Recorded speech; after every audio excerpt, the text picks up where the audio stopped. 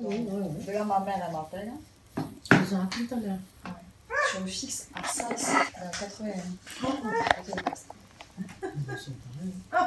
Ma mère, elle a foutu un tube. Et c'était il y a 2 ans, parce que je venais d'avoir 30 ans. Et là, elle m'a dit... Ouais. Et là, elle m'a dit, j'ai cru qu'il t'était arrivé un accident. Et oui, c'est normal. Oui. J'ai cru que... Ta cadre m'a appelé, j'ai cru qu'il t'était arrivé un accident. J'ai eu peur. Et c'était pour que tu fasses un remplacement de nuit. Je lui ai mis un tir en lui disant que tu avais 30 ans, que si tu savais très bien gérer ta vie professionnelle, qu'elle n'avait pas besoin de s'initier là-dedans.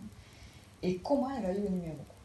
Quand je lui ai posé la question à la cadre, comment vous avez eu mon numéro de téléphone, elle m'a dit, sur le plan blanc, vous avez noté le numéro de téléphone de vos parents. C'est faux. J'ai dit, je vois pas pourquoi je noterais le numéro de téléphone de mes parents qui habitent à Castres sur le plan blanc. Alors qu'on doit être joignable quand même assez rapidement.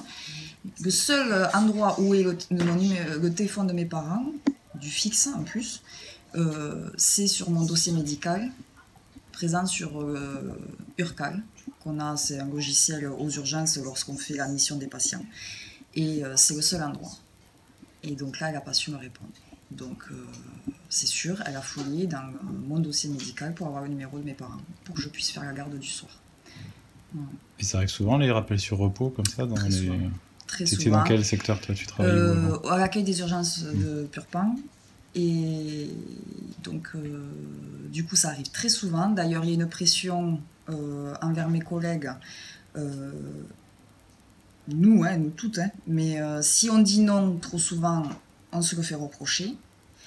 Lors des entretiens annuels, ça a été avéré qu'elle a fait un tableau pour savoir si on disait le nombre de fois qu'on disait non pour les remplacements et le nombre de fois qu'on disait oui.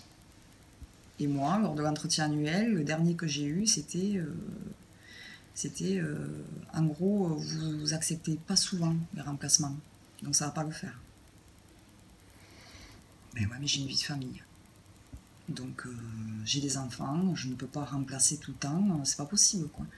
Et puis on en a assez avec le planning déjà qu'on a à faire les heures supplémentaires le week-end, passer quand même, il faut savoir qu'à l'accueil des urgences on a 5 tranches d'horaires différents, on fait matin, soir, nuit, 8, 16, 10, 18. Donc c'est quand même 5 tranches d'horaires différentes qui est possible et qui est déjà vu sur les plannings de l'absentéisme par rapport à l'absentéisme qu'on remplace, de faire ces 5 tranches d'horaire dans la même semaine. C'est très dur physiquement et moralement, c'est très dur.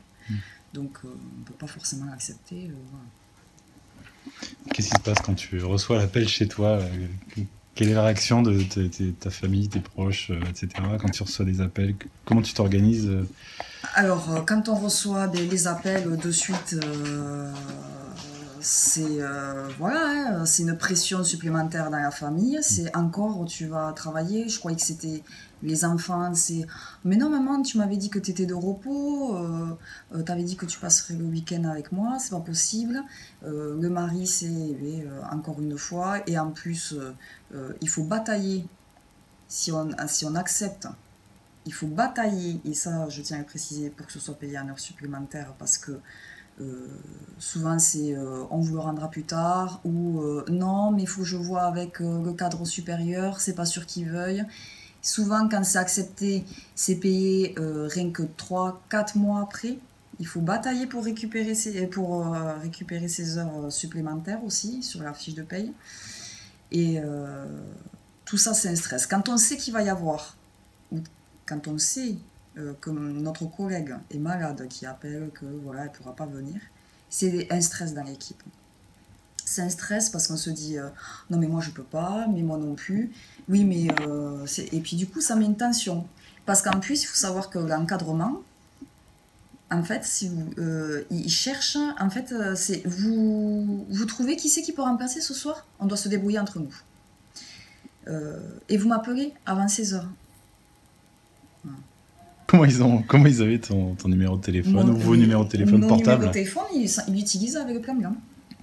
Et le portable même, oui. Le portable. Parce mais que ils n'ont pas le droit d'ouvrir l'enveloppe du plan blanc s'il n'y a pas de plan blanc. Oui, c'est ce qu'on dit. Mais c'est comme ça qu'ils l'utilisent. Chaque début d'année, ils nous font remplir une fiche pour voir si on n'a pas changé de numéro de téléphone pour le plan blanc. Et de là, elle en profite pour se faire un tableau avec les numéros de téléphone. Ça crée beaucoup de tension surtout dans la famille. Et de la culpabilité, alors envers ses collègues, toujours. Même si on refuse, quand on est chez soi, on culpabilise quand même et tout. Franchement, c'est vrai, elle a déjà remplacé 3 fois, moi je ne l'ai pas fait. Mais bon, on essaye voilà, de se dire, on a une vie famille aussi, on peut pas tout. Même si on n'a pas d'enfant ou de mari, on a prévu des choses, des sorties, des amis. On ne vit pas que pour le CHU, quoi. Il faut l'entendre. C'est notre travail, on aime notre métier parce que aux urgences pour le faire, voilà, c'est une vocation. Mais de là à